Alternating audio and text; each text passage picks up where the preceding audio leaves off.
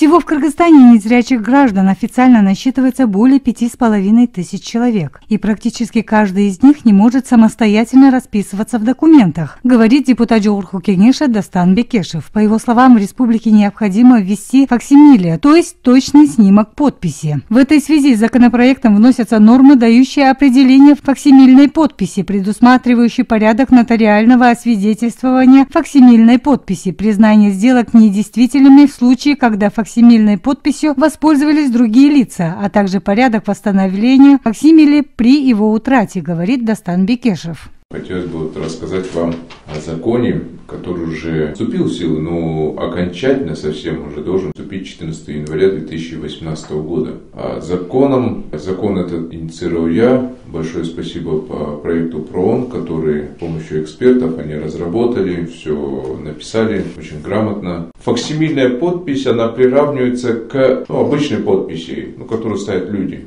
Для кого это нужно? Это нужно лицам с инвалидностью, у кого есть проблемы со зрением, опять же, либо есть у кого проблемы с верхними конечностями, допустим, рук нет, вот для них как они могут подпись поставить. И у нас ситуация такая сложилась, когда человек идет, допустим, в нотариус, хочет продать свой дом, он не имеет права самостоятельно расписываться, и ему говорят, слушай, ты как можешь расписаться, зовут рукоприкладчика это может обычный человек, любой со стороны совсем могут левого человека позвать, давай ты подпиши. В банках человек не может получать, открывать счета, не может осуществлять банковские операции, в бухгалтерских документах не может подписываться. И чтобы это как-то урегулировать, нам пришлось приравнять факсимильную подпись с обычной подписью. Теперь юридически это равнозначные подписи, и человек может даже участвовать в этих всех бухгалтерских, банковских и иных сделках. Также в законопроекте вводятся нормы, гарантирующие права лиц с инвалидностью по слуху и речи на сурдоперевод в различных сферах, а также определяется статус сурдопереводчиков. Лица с инвалидностью по слуху, а это в нашей стране около 5000 человек, не получают качественного школьного образования в специализированных школах. У них нет доступа к высшему образованию, им редко удается найти работу, добавил депутат Жогорку Кеңеша Дастан Бекешев. К большому сожалению, сегодня, когда они идут в суд, когда они идут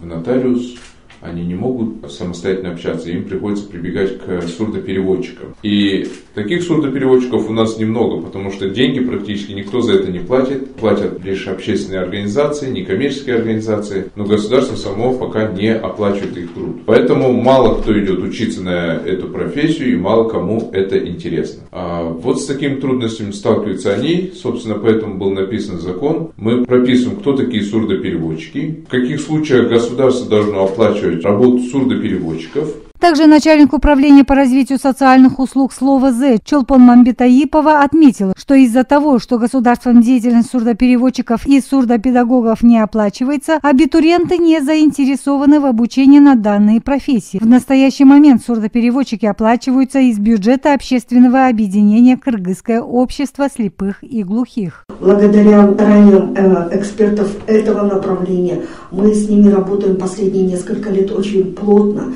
и изучили огромное количество нормативно-правовых актов, чтобы увидеть, где у нас есть пробелы, где есть недочеты, а где есть просто моменты, на которые мы не обратили внимания в свое время. И то, что сегодня говорит Дастан Далабаевич, я двумя руками поддерживаю, потому что это актуально, особенно для каждого человека, который имеет эти проблемы.